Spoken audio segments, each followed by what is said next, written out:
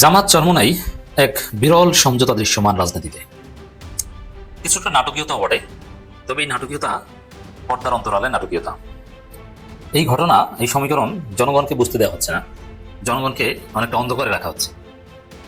এই সমীকরণ বা এই ঘটনার হাকিকত বের করতে পারা এটা একটা মারেফাতি বিষয়ের মতো। খেলা কিন্তু আরেকখান জমে গেছে। এমন খেলা শুরু হয়েছে, মানে জামাত ইসলাম চরমোনাইকে নিয়ে যেভাবে খেলছে, চরমোনাই পীর সাহেব এটি বুঝতেই পারছে না যে এই বলটা কি গুগলি আসলো, নাকি বাউন্সার আসলো, নাকি অফ ব্রেক, নাকি লেগ ব্রেক। মানে এক এক সময়ে এক এক রকমের ওই ওয়াসিম আকরামের মতো বল ছুড়ে দিচ্ছে। পীর সাহেব তো ওই যে আগেই বলেছি, পান খাওয়া মানুষ, সহজ সরল হয়, উনি বুঝতে পারছেন না। জামাতের সাথে চরমোনাই পীর সাহেবের এই খেলতে যাওয়াটা উচিত হয়নি। জামাত ইসলাম অনেক চেষ্টা করেছে চরমোনাই পীর সাহেবকে এই জোটে আনার জন্য, কিন্তু পীর সাহেব চরমোনাই অত্যন্ত ইগোর কারণে এবং তিনি বড় এই মনোভাব তার ভিতরে থাকার কারণে উনি কাউকে মানবেন না।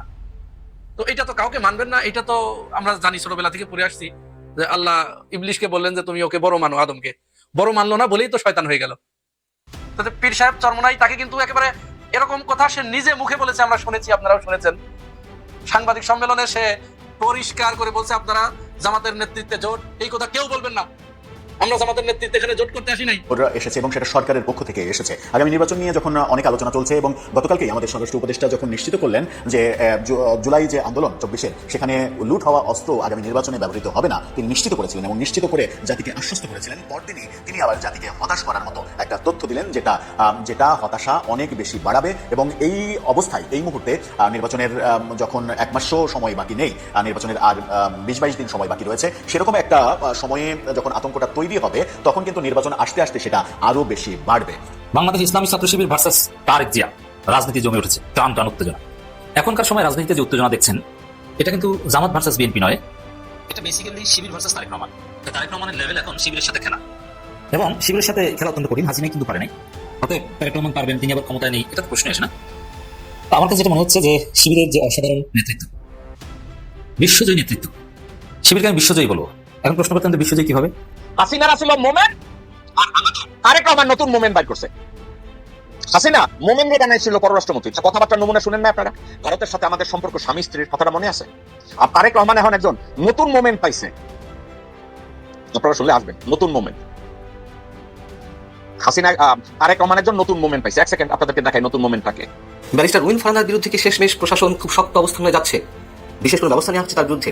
এখন এই প্রশ্নটি অনেকেরই মধ্যে সৃষ্টি হয়েছে, কারণ একটি ভিডিও গত শনিবার বেশ ভাইরাল হয়ে ওঠে রুমিন ফারহানার। আপনারা অনেকেই দেখেছেন যে ভিডিওতে আমরা দেখেছি যে একজন ম্যাজিস্ট্রেটকে রুমিন ফারহানার আঙুল উঁচিয়ে বেশ কড়া কড়া কথা বলছেন, এবং সেই ঘটনার বিরুদ্ধে ব্রাহ্মণবাড়িয়া 2 আসনের স্বতন্ত্র প্রার্থী ব্যারিস্টার রুমিন ফারহানার বিরুদ্ধে নির্বাচনী আচরণবিধি লঙ্ঘনের অভিযোগ আনা হয়েছে, পাশাপাশি মব সৃষ্টির অভিযোগ করা হয়েছে। মব শব্দটা এখন আমরা শুনলেই মানে ভয়ঙ্কর একটি আতঙ্ক, একটা কষ্ট, যন্ত্রণা, এর পাশাপাশি আবার হাসিও আসে। আজকে দেখলাম নির্বাচন কমিশনের অফিসের সামনে অনেক হট্টগোল। হ্যাঁ, কারা? ছাত্রগণ আসছে। ওনাদের দাবি দাওয়া কি? অনেক রকম দাবি দাওয়া। প্রথমত হচ্ছে গিয়ে এই যে আমাদের পোস্টাল ভোটটা, যে এই পোস্টাল ভোটটা নাকি সঠিক না, এই পোস্টাল ভোটটা নিয়ে এমন প্রশ্ন দেখা দিচ্ছে, এটা এখন বাতিল করতে হবে মনে হইতেছে। হ্যাঁ, এটা মাইনাই নিতেছে না। প্রথমত হচ্ছে ওই যে মাঝখানে ধানের শীষ পড়ছে ভাজের মধ্যে, এটা নিয়ে কথা উঠছে, আবার কথা উঠছে, কোথাও নাকি দেখা গেছে 300-400 ভোট নিয়ে একজনে বসে রয়েছে এবং কি জানি কথা বলতেছে, এরকম ভিডিও। মারিফাত চর্চা করা হয়, মারিফাত, হাকিকাত, শরিয়ত, তরিকত, তরিকতের সাথে মারিফাতের সম্পর্ক। এবং এই তরিকতের মধ্যে অনেক রাস্তা আছে, বিভিন্ন হাল আছে, বিভিন্ন মাকাম আছে, মাকামে মাহমুদ, মাকামে লাসুদ, মাকামে নাসুদ, ফানাফিল্লাহ, বাকাবিল্লাহ, অনেক কিছু আছে। এর মানে এই পীর মুরিদের মধ্যে কিন্তু প্রচুর মারিফাত চর্চা আছে। কেউ মারিফাত হাসিল করতে পারলে এবং মারিফাতের সর্বোচ্চ স্টেজ ফানাফিল্লাহ, বাকাবিল্লাহ হতে পারলে তার শরীয়ত লাগে না, এরকম কথাও আছে। এখন চরমোনাই জামাত যে খেলা চলছে, এটা উদ্ঘাটন করতে আপনার মারিফাত হাসিল করা লাগবে। সাদা চোখে এটা বোঝা যায় না যে খেলা কোন লেভেলে বলছে। চরমোনাই জামাত যে দূরত্ব দেখছেন, এটা কি আসলে বিএনপিকে বোকা বানানোর জন্য? চরমোনাই জামাত যে শত্রুতা, এটা কি আসলেই শত্রুতা, না কোনো নাটক, না এটা পরিকল্পিত? এটাও বোঝা করা দায়। কারণ দুইটা বিষয় দেখেন, চরমোনাই জামাত প্রকাশ্যে দৃশ্যমান ভাবে যে সম্পর্ক, তাতে চরমোনাই সেকেন্ড পীরের সম্মানে জামাত 6 আসন থেকে তাদের প্রার্থীতা প্রত্যাহার করে নেবে, এটা বিরল, এটা স্বাভাবিক কোনো হিসাব নিকাশে মেলে না। বলা হচ্ছে তার সম্মানে, এটা ফালতু কথা। কিসের সম্মানে? নির্বাচনী রাজনীতি আবার সম্মানটা কিসের? আপনি জোট হলে জোটের একটা এগ্রিমেন্ট অনুযায়ী প্রার্থী দেওয়া না দেওয়া থাকে, কিন্তু জোট নাই, সেখানে আবার সম্মানে আমরা প্রার্থী দেব না, এটা রাজনীতির ব্যাকরণ অনুযায়ী বললে ফাজলামি ছাড়া আর কিছু না, এটা কোনো রাজনীতি না। সম্মানে খালেদা জিয়ার আসনে আপনি খালেদা জিয়ার চেয়ে বেশি সম্মান করেন? খালেদা জিয়ার আসনে জামাত প্রার্থী দেয়নি? অতীতে জামাতের এর চাইতে ঘনিষ্ঠ লোকের বিরুদ্ধে প্রার্থী দেয়নি? দিয়েছে। এটা কোনো কথা না। নির্বাচনের রাজনীতিতে যে জামাত ক্ষমতার দ্বার প্রান্তে, তারা জামাত জোটের বাইরে, যাদের বাহ্যিক আচার আচরণ দেখলে মনে হয় তারা জামাতকে পারলে নিষিদ্ধ করে ফেলে, সেই চরমনাইকে ছাড় দিবে, এটা রাজনীতির ব্যাকরণের হিসাবে আবারও বলছি একদম অ্যাবসার্ড, অযৌক্তিক। এটার কোনো সায়েন্স নেই। এটা কেন তাহলে? এই জন্যই নানান ব্যাখ্যার মধ্যে এটা একটা ব্যাখ্যা হতে পারে যে আসলে জামাত চরমনায় একটা সমঝোতা চলছে, বা সমঝোতা আগেই ছিল, ওইটাই চলছে, বিএনপিকে গোল খাওয়াচ্ছে, বিএনপিকে বোকা বানাচ্ছে। যে বিএনপি জামাত চরমনায় সবাই বিরাট জোট দেখে বিএনপি নির্বাচনে না আসে, কারণ ছাত্র সংসদ নির্বাচনগুলোতে তো ওরা মাঝপথে পালানোর চেষ্টা করছে, বানচাল করার চেষ্টা করছে। আর জামাত চরমনায় এক দেখলে কিনা ভয়ে বলবে যে খেলবো না। এখন জামাত চরমনায় শত্রুতা দেখে একটু সাহস বাড়তে পারে, তো এরা আসুক নির্বাচনে, তারপরে ভোটে বা ভোটের কয়েকদিন আগে সিস্টেমে খেলা দেখিয়ে দিব, এটা হতে পারে, বলা যায় না। বলে এইভাবে যে এই সার দেওয়ার খেলা চলছে, নাটকীয়তা চলছে, মানে এটা পরস্পর প্রতিদ্বন্দ্বী, পরস্পর বিরোধী দুইটা দলের ক্ষেত্রে হতে পারে না, দুইটা জোটের ক্ষেত্রে হতে পারে না। শুধু কি জামাত চরমনাইকে সার দেওয়ার ঘোষণা দিয়েছে? না, জামাত ঘোষণা দেওয়ার পর একদিন পর, দিন যত যাবে এরকম নাটকীয়তা হয়তো আমরা আরো দেখবো। নতুন ঘোষণা চরমনাই, মামুনুল হকের 2 আসন থেকে প্রার্থীতা প্রত্যাহারের ঘোষণা চরমনাই। এবার মামুনুল হক বাগেরহাটের এবং ঢাকার একটা আসন থেকে নির্বাচন করছে, আপনারা জানেন, 2 আসন থেকে। সেখানে 2 আসনে তারা প্রার্থী দিবে না। যেমন চরমনাইয়ের প্রার্থী সম্ভবত ছিল 268, এখন 266 হয়ে যাবে। এরপরে এরকম আরো বিভিন্ন জায়গায় এরকম হতে পারে। দেখেন, একটা বিষয় হচ্ছে যে একদম শেষ মুহূর্তে 20 তারিখ পর্যন্ত তো এরকম কিছু খেলা চলতে পারে, লোকাল জেলা পর্যায়ে সমঝোতা, নানান কিছু হতে পারে, সম্ভব না, হওয়া উচিত আমি মনে করি। এখন হোক বা না হোক, পর্দার অন্তরের খেলা চলুক বা না করুক, আমি বলছি বগুড়া সহ যেসব জায়গায় চরমনাই এবং জামাতের মধ্যে চমৎকার সম্পর্ক, আপনারা পারলে আসন ভিত্তিক বা জেলা ভিত্তিক সমঝোতা করে ফেলেন, লাভ হবে। যেমন বগুড়ায় নূর মোহাম্মদ আবু তাহেরের সাথে চরমনাইয়ের অত্যন্ত মধুর সম্পর্ক অনেক আগে থেকে। যখন জামাত চরমনাইয়ের সম্পর্ক সাপ এবং বেজি, তখনও নূর মোহাম্মদ আবু তাহেরকে গুনাহার ইউনিয়ন চরমনাই আনুষ্ঠানিকভাবে তাদের অফিসিয়াল প্যাডে বিবৃতি দিয়ে সমর্থন জানিয়েছে। তখনকার সময় এটা ছিল অসম্ভব ঘটনা, সেটা কিন্তু করেছে। অতএব এখন আসন ভিত্তিক সমঝোতা বা বিভিন্ন কিছু হতে পারে, যে বিভিন্ন আসনে ঠিক আছে, 20 তারিখের পরও হতে পারে যে আমি প্রার্থীটা কাগজে কলমে ব্যালট ছাপানো হোক বা যাও, বলে দিবে যে আমরা জামাতকে সমর্থন দিলাম, বা আমরা ওই জায়গায় চরমনাইকে সমর্থন দিলাম। জামাতের লোকজন, ভাই আমার প্রার্থী থাকলো, আপনারা অমুককে ভোট দিবেন, আমার থাকবে, এইভাবে হতে পারে। কত লেভেলের যে সমঝোতা হতে পারে, ভিন্ন উপায়, ভিন্ন রূপে সমঝোতা হতে পারে, এরকম চেষ্টা করতে পারে, উহার জন্য ভালো। নইলে চরমনাই কিন্তু দেখেন, এটা কিন্তু কিছুটা হিসাবে মিলে অ্যানালজিতে, কারণ চরমনাই যদি আগামী সংসদে একজনও প্রতিনিধি না পাঠাতে পারে, তাহলে তাদের রাজনীতি গুরুত্ব থাকে না, বীর হিসেবে ওটা ভিন্ন কথা। আর তারা যেটা বলে ওটা ফালতু কথা, যে আমরা ক্ষমতার জন্য রাজনীতি করি, রাজনীতি মানেই ক্ষমতার জন্য। মানে আপনি যদি বক্তব্য দেওয়ার সময় বলেন যে আমি কোনো বক্তৃতা দিতে চাই না, এটা কি ফালতু মনে হয় না? আরে ভাই, আপনি তো বক্তৃতা দিচ্ছেন। অনেক হুজুর জুমার খুতবার সময় বলে যে আমি জুমার খুতবার আগে দুই একটা কথা বলতে চাই। আরে ভাই, জুমার খুতবার আগে যে 2-1টা কথা বলেন, ওটাও তো খুতবা, কথাই তো খুতবা, বক্তব্যই তো খুতবা। আপনি বক্তব্য দিয়ে বলছেন যে কথা বলবেন, আপনি গালি দিচ্ছেন, বলছেন যে গালি দিব না। আমি গালি দিতে চাই না, কথা বলে গালি একটা দিয়ে দিন, কিসের কথা যেরকম উদ্ভট, ক্ষমতার জন্য রাজনীতি করেন, এই কথা এরকম উদ্ভট। রাজনীতি মানেই ক্ষমতার জন্য, নির্বাচন করেন মানে জেতার জন্য, আর জিতে তো আপনি ক্ষমতায় যাবেন। আমরা ক্ষমতার জন্য রাজনীতি করি না, ইসলাম প্রতিষ্ঠার জন্য। এর চাইতে ফালতু অপদার্থমূলক কোনো কথা হতে পারে না। আপনি নির্বাচন করছেন মানে আপনি ক্ষমতার জন্য রাজনীতি করেন, আর ক্ষমতাটা অর্জন করতে চান ইসলামের জন্য, ঠিক আছে। আর আমরা ক্ষমতার জন্য, ইসলামের বৃহত্তর সাথে ইসলাম কায়েমের জন্য রাজনীতি করি, তাহলে আপনি নির্বাচন করেন কেন ভাই? ক্ষমতা যদি মুখ্য না হয়। যাই হোক, এখানে চরমনাইয়ের সংসদে যাওয়া জরুরি। সংসদে যেতে তারা নানান সমঝোতা, নানান উপায় করতে পারে। আবার জামাতের জন্য চরমনাইকেও জরুরি। সব মিলে এরকম জেলাভিত্তিক সমঝোতা বা ব্যক্তিকেন্দ্রিক সমঝোতা অনেক কিছুই দৃশ্যমান দেখতে পারেন। বিষয়টা এরকমই মনে হচ্ছে। জামাতও সার দেওয়ার ঘোষণা দিচ্ছে, তারাও দিচ্ছে, এরপরে দেখবেন যে ঘুরে ফিরে কিনা 30-40 আসন এরকম হয়ে যায়। অসম্ভব নয়, চেষ্টা করে দেখতে পারেন। আমার কাছে মনে হয় যে কিছুটা হলে এরকম সন্দেহ হচ্ছে। মামুনুল হকের 2 আসন থেকে প্রার্থীতা প্রত্যাহারের ঘোষণা ইসলামী আন্দোলনের। অথচ মামুনুল হক বা জামাত জোটের বিরুদ্ধে যে অভিযোগ করেছে চরমনাই, তাদের সমর্থন দেওয়ার কোনো যুক্তি নেই।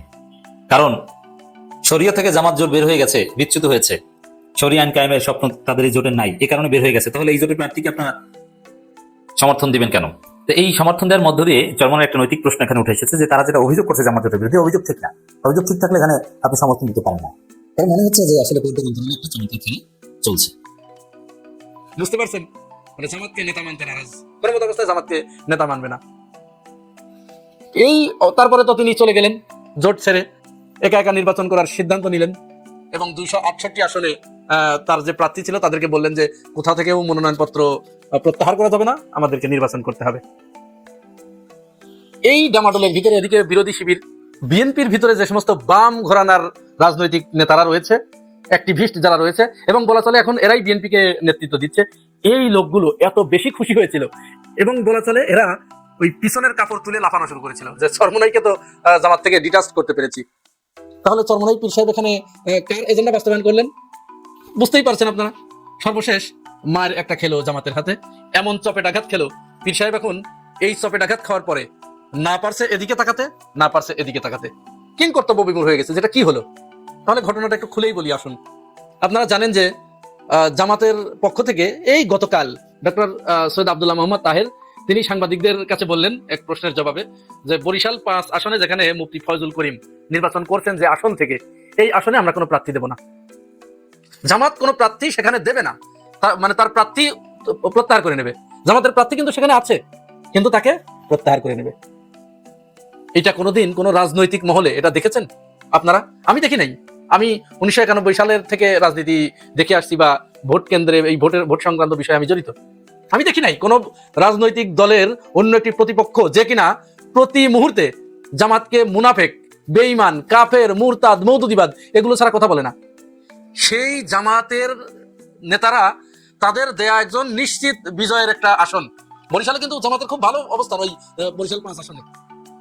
আমি ওখানে আমার অনেক বন্ধু বান্ধব আছে, তাদের সাথে কথা বলেছি, তারা আমাকে এই কথা বলেছে যেখানে বরিশাল 5 আসন জামাত জয়লাভ করবে। তাহলে চরমোনাইয়ের পীর সাহেব ওই আসনে দাঁড়ানোর কারণে তিনি জোট থেকে চলে গেছেন, জামাতকে মুনাফেক বলে চলে গেছেন।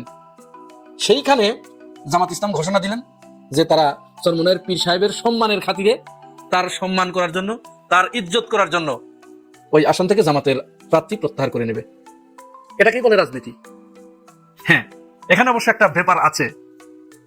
আর এই বিষয়টা কখন বললেন দেখুন, এই যে ক্লিপটি একটু দেখি আসুন আমরা, কি এখানে আছে। এর চেয়ে বড় মুনাফিক এবং ধোঁকাবাজ গোটা দুনিয়াতে থাকতে পারে। জামাত সে তো আসলে শরিয়া বাস্তবায়ন কেন করবে? সে তো নিজেই শরিয়া অনুযায়ী চলে না। তার লিডাররা অহরহ বিপন্ন মহিলাদের সাথে সব জায়গায় খোলামেলা আশ্চর্য বিষয়, যে ব্যক্তি নিজেই শরিয়াত মানে না সে শরিয়াত বাস্তবায়ন করতে পারে না। আমাদের সাথে 11 দলই ছিল, ইসলামী আন্দোলন ছিল। এই ঐক্য গঠনের ক্ষেত্রে ইসলামী আন্দোলনের অনেক ভূমিকা ছিল। আমরা তাদের সেই ভূমিকাকে শ্রদ্ধার সাথে স্মরণ করি। আমরা নির্বাচনে তাদের সফলতা কামনা করি। আমরা ইসলামী আন্দোলনের সম্মানে তাদের যিনি নায়েবে আমি আছেন তার আসনে আমরা কোনো ক্যান্ডিডেট না দেওয়ার সিদ্ধান্ত গ্রহণ করেছি। তাহলে এখানে আমরা কি দেখলাম? চরমোনাই যে সময় জামাতের উদ্দেশ্যে পাথর ছুঁড়ে মারছে, ঘৃণা ছুঁড়ে মারছে, ঠিক তার জবাবে জামাত ইসলাম সৈয়দ আব্দুল্লাহ মোহাম্মদ তাহের ফুল ছুঁড়ে দিলেন, তাকে ফুলের সুবাস তার দিকে ছিটিয়ে দিলেন যে তোমরা আমাদেরকে ঘৃণা করলেও আমরা তোমাদেরকে ভালোবাসি। এখানে চরমোনাই পীর সাহেব এই জায়গায় কোন রাজনৈতিক ঘোরপেচের ভিতরে আবদ্ধ হয়ে গেল সেই বিষয়টি আমি আসছি। তার আগে আরো একটি ভিডিও আমরা দেখব যেখানে বিএনপি নেতা এনি শহীদুদ্দিন এনি তিনি চরমোনাই পীর সাহেবকে গালমন্দ করছেন, চরমভাবে গালিগালাজ করছেন, ভণ্ড বলছেন। চরমোনাই পীর সাহেব সেই বিএনপির দিকেই ঝুঁকছে, অথচ দেখুন যখন এই এনি গালমন্দ করলেন তখন জামাতের কেন্দ্রীয় সেক্রেটারি জেনারেল মিয়া গোলাম পরোয়ার তিনি দেখুন কিভাবে তার প্রতিবাদ করেছে। ভিডিওটি দেখুন একটু।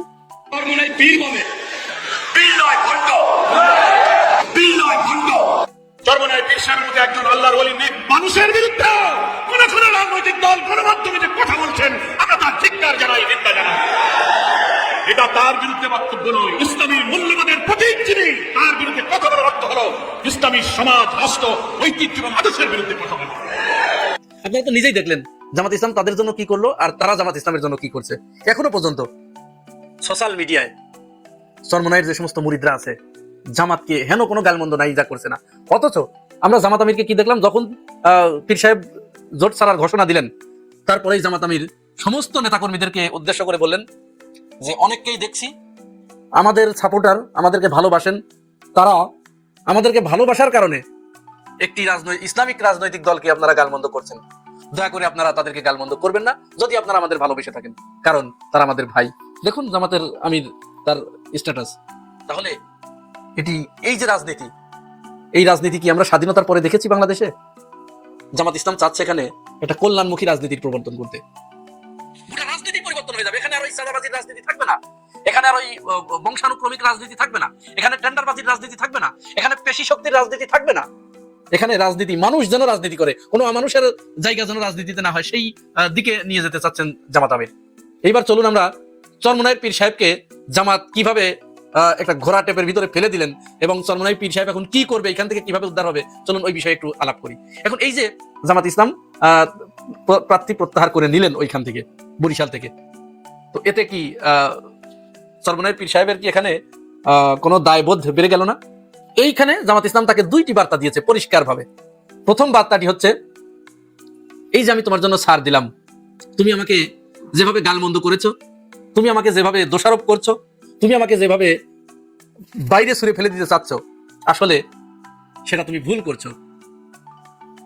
তোমার কারণে জোট ভেঙে যাচ্ছে, আমার কারণে নয়। আমি সেটি প্রমাণ করে দেখিয়ে দিলাম, তুমি কোনো প্রমাণ দিতে ব্যর্থ হয়েছো। সুতরাং তুমি যে জোট থেকে বের হয়ে গিয়েছো, এর দায় দায়িত্ব সম্পূর্ণ তোমার। তোমার ভিতরে অহংকার আছে, গর্ব আছে, হিংসা আছে। আমার ভিতরে কোনো গর্ব নাই, অহংকার নাই, হিংসা নাই। আমি তোমার কাছে সরল মনে আন্তরিকতার সাথে এগিয়ে গিয়েছিলাম। তুমি নেতৃত্বের লোভে, তুমি কর্তৃত্বের লোভে তুমি আমাকে দূরে সরিয়ে দিয়েছো। তুমি দূরে সরিয়ে দিলেও আমি তোমাকে ভুলে যাই নাই। এই যে আমি তোমার জন্য আমার ভালোবাসার পাত্র রেডি করে রেখেছি, প্রস্তুত করে রেখেছি, এই নাও আমার ভালোবাসার নজরানা। তাহলে এখানে তিনি ঋণে আবদ্ধ হয়ে গেলেন। চরমোনাই পীর সাহেব এখানে তো ওই যে আটকে গেলেন, কোনো কথা বলতে পারবেন না। এরপরে ওই আসনটায় যদি চরমোনাই পীর সাহেব যদি জয়লাভ করে ওইখান থেকে জামাত প্রার্থী প্রত্যাহার করে নেবার পরে, তাহলে উনি ওনার দায়িত্ব হবে, উনি কি আর অন্য জায়গায় যেতে পারবেন? বিএনপির সাথে যেতে পারবেন? সারা দেশেই একটা আসনই পাবে আমরা এখন ধারণা করছি, অন্য কোথাও আসন আর পেত না। এখন জামাত ওখান থেকে প্রার্থী প্রত্যাহার করার কারণে একটা আসন চরমোনাই পাবে, ওই আসনটা। তাহলে আসন পাওয়ার পরে তখন কিন্তু তোমাকে জামাতের কাছে আসতেই হবে। জামাতের কাছে না এসে আর তখন তোমার কোনো উপায় থাকবে না। এই যে ঘেরাটোপের ভিতরে তুমি ভাই পড়ে গেলে, এইটা তোমার রাজনৈতিক অবিচক্ষণতার কারণে, তোমার রাজনৈতিক অদূরদর্শিতার কারণে তুমি জামাতের কাছে এরকম একটি মার খেলে। সুতরাং ভবিষ্যতে কোন ধরনের রাজনীতি তোমাকে করতে হবে, জামাত ইসলাম কিন্তু পরিষ্কার একটা বার্তা তোমাকে দিয়ে দিয়েছে। সিদ্ধান্ত চরমোনাই পীর সাহেবের। অপ্রয়োজনীয় কথাবার্তাও বলতেছে। এই কথাটা কোত্থেকে উঠে আসছে জানেন?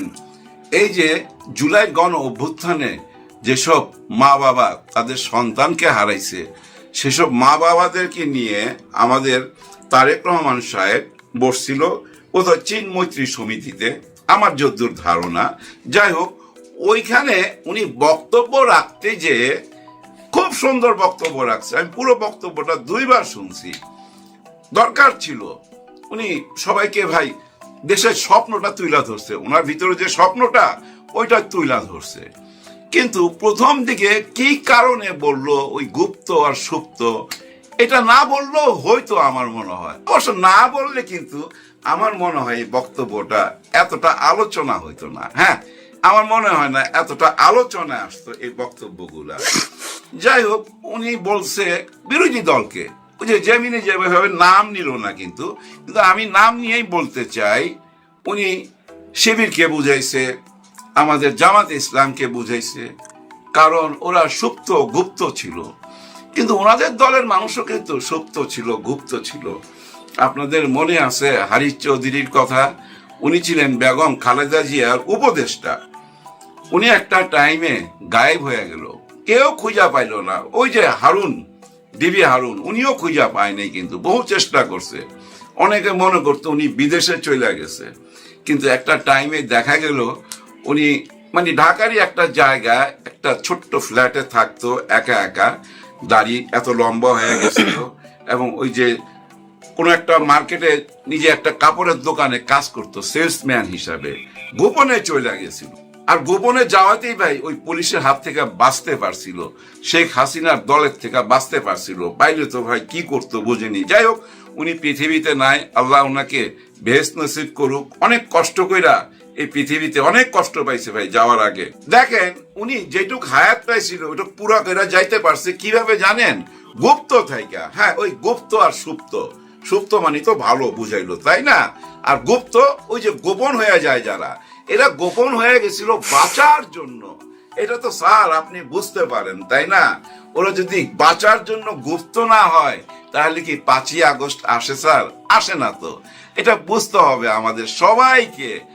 অযথা আমার মনে হয় এই ধরনের কথাবার্তা না বললেও চলে। হ্যাঁ, যাই হোক, আজকে দেখলাম নির্বাচন কমিশনার অফিসের সামনে অনেক হট্টগোল। হ্যাঁ, কারা? ছাত্র দল আসছে। ওনাদের দাবি দাওয়া কি? অনেক রকম দাবি দাওয়া। প্রথমত হচ্ছে গিয়ে এই যে আমাদের পোস্টাল ভোটটা, যে এই পোস্টাল ভোটটা নাকি সঠিক না। এই পোস্টাল ভোটটা নিয়ে এমন প্রশ্ন দেখা দিছে, এটা এখন বাতিল করতে হইব মনে হইতাছে। হ্যাঁ, এটা মাইনাই নিতেছে না। প্রথমত হচ্ছে ওই যে মাঝখানে ধানের শীষ পড়ছে ভাজের মধ্যে, এইটা নিয়ে কথা উঠছে। আবার কথা উঠছে কোথাও নাকি দেখা গেছে 300-400 ভোট নিয়ে একজনের বৈশা রয়েছে এবং কি জানি কথা বলতেছে, এরকম ভিডিও দেখা গেছে। কিন্তু এটা হয়েছে কি জানেন, কুয়েতের একটা পোস্ট অফিস থেকে। ওই পোস্ট অফিসে কিছু বাঙালি ভাইরা আমাদের কাজ করে, প্রবাসী ভাইরা। ওরা হয়তো মনে করেন জামাতকে সাপোর্ট করে অথবা যে কোনো দলকেই সাপোর্ট করুক, ওরা না অতি উৎসাহিত হইয়া কিছু ছবি তুলছে, ভিডিও কইরা ছাইরা দিছে। ওরা আসলে ওগুলা না ভাস করতেছিল। কেন ভাস করতেছিল? এগুলা যার যার ঠিকানায় পৌঁছাইতে হবে। আর ঠিকানায় পৌঁছাইলেই খালি ভোট দিয়ে দিলে হবে না, ওরকম সিস্টেম না ভাই। এখানে একটা অ্যাপস ওপেন করতে হবে। সেই অ্যাপস এর মধ্যে আবার কোড নাম্বার আছে, নিজের চেহারা দেখাইতে হবে, ভোটার আইডি কার্ডের নাম্বার দিতে হবে, তারপরে ওই ভোটটা বৈধ হবে। এত সোজা না। আবার অনেক সময় হয় কি জানেন, আমাদের প্রবাসী ভাইরা সবাই মিলে এক জায়গায় থাকে। যেমন একটা রুমে 10 জন থাকে অথবা একটা রুমে 20 জন থাকে। অনেক সময় দেখা গেল একটা বিল্ডিং ভাড়া নিছে বা কফিল ভাড়া করে দিছে, ওই কফিলের ঠিকানায় ওনারা হয়তো 200 জন থাকে। এখন দেখেন এই 200 জনের তো আলাদা আলাদা কোনো অ্যাড্রেস নাই। ওই কফিলের নামে হয়তো দিছে ওনার অ্যাড্রেসে যে এই ঠিকানায় 200, হয়তো ওই 200 ওই বাড়িতে কেউ নিয়ে আসছে, ওইটার ভিডিও তুলছে অতি উৎসাহিত হইয়া। এগুলা কিন্তু সবকিছু ক্লিয়ার করছে আমাদের নির্বাচন কমিশনার। উনি কিন্তু ক্যামেরার সামনে আইসা বলছে, সব ঘটনা তুইলা ধরছে, কোনটা সত্য কোনটা মিথ্যা। কিন্তু এই ভোটটা অবৈধ, এই ভোটটা মানাই যাবে না, এই ভোটটা ক্যান্সেল করতে হবে, এরকম বোধ হয় আমার মনে হয় চাওয়াটা অতিরিক্ত চাওয়া হয়ে যাচ্ছে। আচ্ছা, আবার একটা ব্যাপার খেয়াল করেন, দেখেন এই যে আমরা প্রবাসীদের ভোটটা এখন চাইতেছি, আগে তো চাই নাই। দেখেন আপনাদের মনে আছে ওই যে পাপিয়া ম্যাডাম, উনি কি বলছিল? উনি সরাসরি বলে নাই প্রবাসীরা কেন আবার ভোট দিতে যাবে। ওরা তো ভাই টাকা কামায়, বাড়িতে টাকা পাঠায়, নিজের বিল্ডিং বানায়, ঘর বানায়, নিজের ছেলে মেয়েরা লেখাপড়া করায়, তারা তাদের ঘর উন্নতি করতেছে। তারা কি কখনো জেলে গেছে? তারা কি পুলিশের বাড়ি খাইছে যে তাদেরকে ভোটের অধিকার দিতে হবে? তখন তো কেউ প্রতিবাদ করে নাই। কিন্তু দেখেন এই ভোটের অধিকারটা আইনা দিছে কিন্তু জামাতে ইসলাম। জামাতে ইসলাম বলছে যে না, আমাদের প্রবাসী ভাই বোনদের ভোটের অধিকার আমরা চাই। যার জন্য দেখেন 7 থেকে 8 লক্ষ ভোটার এখন বর্তমানে প্রবাসী ভোটার। আরো অনেক হওয়ার কথা, কিন্তু সময় কুলাচ্ছে না তো। কারণ আমরা নির্বাচন চাই, নির্বাচন চাই, নির্বাচন তো চলে আসছে। এই 7 থেকে 8 লাখ মানে 7,84,000 কত জানি হবে। আমাদের নির্বাচন কমিশনার এই কথাটাই বলছে এবং কোথাও কোনো জালিয়াতি হয় নাই, ভুল বুঝাবুঝি হয়েছে। কিন্তু এই ভুল বুঝাবুঝি তো মাইনা নিতেছে না। আবার ওনারা আরেকটা জিনিস মাইনা নিতেছে না, এটা আমার কাছে অদ্ভুত লাগলো। আজকে ছাত্র দলের এই চাওয়াটা নিয়ে মির্জা ফখরুল সাহেবকে যখন প্রশ্ন করলো, উনি বলল যে হ্যাঁ, ওনাদের চাওয়া তো ঠিকই আছে। কোন চাওয়া জানেন? অদ্ভুত ব্যাপার। এখানেও কেন না বলতে হবে, আমার মাথায় কাজ করে না। কোথায় জানেন? শাহজালাল বিশ্ববিদ্যালয়ের নির্বাচন। শাহজালাল বিশ্ববিদ্যালয়ের নির্বাচন আগামী 20 তারিখে। এই 20 তারিখে হওয়ার কথা। কারণ কি ভাই, এটা নিয়ে তো টাল বাহানা কেন? এই নির্বাচন হইতে পারবে না কেন? এই নির্বাচনের সাথে জাতীয় নির্বাচনের কি সম্পর্ক? এই নির্বাচন কেন এখন দিল, এটা মাইনা নিতেছে না ছাত্রদল। এটা কেমন চাওয়া হইলো? অদ্ভুত একটা চাওয়া না? এই চাওয়া ভাল লাগে শুনতে। মনেই হইতাছে যে 5টা বিশ্ববিদ্যালয় হাইরা গেছে, এখানেও হাইরা যাবে, যার জন্য না বলতেছে। সব জায়গায় না বলতে হয় না, এটা ঠিক না। হ্যাঁ, ওনারা নার মধ্যেই আছে। আচ্ছা ধরেন শাহজালাল বিশ্ববিদ্যালয় থেকে কেউ কি দেখছে, বা আমাদের সাংবাদিকরা ওইখানে যা জিজ্ঞাসা করছে, ওইখানে যারা লেখাপড়া করে যে ভাই তোমরা কি নির্বাচন চাও, এরকম কোন প্রশ্ন করছে? এরকম কোন ভিডিও দেখছেন? দেখি নাই। কিন্তু এখান থেকে চাওয়া হচ্ছে, ঢাকার কেন্দ্র থেকে চাওয়া হচ্ছে যেন শাহজালাল বিশ্ববিদ্যালয় নির্বাচন না হয়। এই নির্বাচন আটকাইতে গেলে আবার সেই না, এই যে না না না, এই না ব্যাপারটা বুঝছেন অনেক ক্ষতি করে দিচ্ছে। তো মানুষের কাছে ভুল মেসেজ যাচ্ছে। মানুষ কি মনে করবে যে হায় হায় হাইরা যাওয়ার ভয়ে এখন নির্বাচন চায় না। আবার দেখেন এই যে প্রবাসী ভোটটা মাইনা নিতেছেন না, এখান থেকে কি মেসেজ যাচ্ছে জনগণের কাছে? আচ্ছা, জাতীয় নির্বাচনে যদি কোনো কারণে আচ্ছা ধরে নেন জামাতে ইসলাম পাশ করছে, তাইলে তো ভাই মাইনাই নিবে না। হ্যাঁ, এখনই তো মাইনা নিতেছে না, এই যে প্রবাসী ভোটগুলা নাকি এটা ঠিক হয় নাই, আবার নতুন কইরা করতে হবে, তাহলে তো আবার নির্বাচন পিছাইতে হয়। হ্যাঁ, কিছুদিন পিছাই দেন না। আমাদের ডক্টর ইউনূস স্যার তো বলছিল জুন পর্যন্ত আমার সময় দেন, ফুল প্যাকেজ চাইলে ফুল একদম ক্লিন আয়নার মতো জুন পর্যন্ত সময় দেন, কিন্তু আপনারা ছোট প্যাকেজ নিছেন। 3টা মাস সময় দিলে আমার মনে হয় এইসব প্রশ্নগুলো আসতো না। যাই হোক, আমার যেটা মনে হয় বুঝছেন, এই পুরনো ধ্যান ধারণা এগুলা ছাড়তে হবে। হ্যাঁ, নতুন ধ্যান ধারণা আনতে হবে, নতুন রাজনীতি করতে হবে। এই যে গুপ্ত সুপ্ত বা এই দলকে দেখেছি ও দলকে দেখেছি, আবার ওই যে 71-এর কার্ড খেলা, 71-এর বিচার হইতে হবে, এই পুরনো ব্যাপারগুলা ভাল লাগতেছে না তো ভাই। একটা টাইমে জানেন এই যে মিষ্টি বানাইতো কারা, মরণ চান, নাম শুনছেন না? মানে আমাদের সনাতনী ভাইরা এই ব্যবসাটার মধ্যে জড়িত ছিল, মানে মিষ্টির দোকানগুলা। ওই টাইমে কিছু মুসলমান আবার মিষ্টির দোকান দিল, কিন্তু আমরা তখন মিষ্টি কিনতাম কিন্তু ওই যে সনাতনী ভাইদের ওইখান থেকে, মানে ওই মরণ চান থেকে যা মিষ্টি কিনতাম। মিষ্টি যখন খামু আসল লোকের থেকে খামু, ওই এখন যে নতুন দোকান দিছে তার কাছে যাবো না। তার মানে কি জানেন, আমরা যদি 71-এর ওই কার্ডটা খেলতে চাই, স্বাধীনতার পক্ষে আর বিপক্ষের ওই কার্ডটা যদি আবার টেবিলে ফেলতে চাই, তাহলে আওয়ামী লীগের থেকেই ফেলুক, আওয়ামী লীগের ঘর থেকেই মিষ্টিটা খামো। ওদের চেয়ে তো আর ভালো এই কার্ড কেউ খেলতে পারে না, এটা তো আমরা জানি। আমরা কেন আবার ওই যে সাবলেট দেয় না, সাবলেটে যাবো কেন? আসলে ভাই ব্রাদার দেখেন, নতুন রাজনীতি কি আমাদের দেশে? এতক্ষণ যেগুলো আলোচনা করলাম এগুলো কিন্তু পুরনো রাজনীতি, এইসব রাজনীতি এখন চলবে না। নতুন রাজনীতি কি? নতুন একটা রাজনীতি এই দেশে চলে আসছে ভাই, ওই রাজনীতির দিকে মনোযোগ দিতে হবে। সেটা কি জানেন, যে যে দলই করুক না কেন, ওই যে ওনাদের আধিপত্য থেকে মুক্ত হইতে চাই, ওদিকে নজরটা কিন্তু সবাই, সাধারণ ভোটাররাও কিন্তু বুঝা গেছে, একেবারে সাধারণ মানুষ যারা, অতি সাধারণ যারা, তারাও বুঝা গেছে যে নতুন বাংলাদেশ মানি, নতুন রাজনীতি মানি, ওদের হাত থেকে মুক্তি চাই, আগে ওদের হাত থেকে বাঁচতে হবে। ওদের বলতে কাদের বুঝা নিছেন তো? এবং ওদের দালালদের হাত থেকেও বাঁচতে হবে। ওই দালালরা যদি দালালি ছাইরা দিয়া আবার নতুন ভাবে আসে, মানুষ গ্রহণ করবে, কোন দালালকে মাইনা নিবে না। তাই একটাই কথা বলবো, ওই যে ওদিকে হাত বাড়ায়েন না, যেই হাত বাড়াইবেন ভাই, তলে তলে যেই হাত বাড়ান, যত বড় ধোকা দিয়ে আসেন না কেন, 1 থেকে 1.5 বছর টিকতে পারবেন, 1 বছরও পুরা টিকতে পারবেন না। ধোকা দিয়া লাভ নাই ভাই। হ্যাঁ ভাই, ধরেন আমি আপনাকে বিশ্বাস করলাম, এখন আমি আপনাকে বিশ্বাস করার পর আপনি আমাকে ধোকা দিয়ে দিলেন, এটা কি আমার দোষ? আমি তো আপনাকে বিশ্বাস করছি, ধোকা দিছেন আপনি, এটা আপনার দোষ, আপনার প্রবলেম। ঠিক তেমনি এই যে চরমোনাই পীর সাহেব, ওনার প্রবলেম, ধোকা তো উনিই দিছে। এক জায়গায় 11 জন মানুষ আছে, 10 জন একদিকে, একজনই সবকিছু, ওনার কথাই চলবে সবকিছু, এই 10 জনই ভুল। এটা কি বিশ্বাসযোগ্য? না, বিশ্বাসযোগ্য না, তাই না ভাই? কিন্তু এখানে একটা কথা আছে, অনেকে অনেক বুড়া কথা বলতেছে, দুষ্ট কথা বলতেছে, ওনার অতীত তুইলা নিয়ে আসতেছে। এই যে চরমোনাই পীর সাহেব ছোট ভাই, অনেক অতীত, দুবাইতে কি করছে, অমুক জায়গায় কি করছে, হাবি জাবি। আমি এটার পক্ষে না, এই কাদা ছোড়াছুড়ির দরকার নাই। উপরালা যা করে ভালোর জন্য করে। ওনারা চলে গেছে, ওনারা কি অপবাদ দিতেছে যে জামাতে ইসলাম ইসলামিক দল না।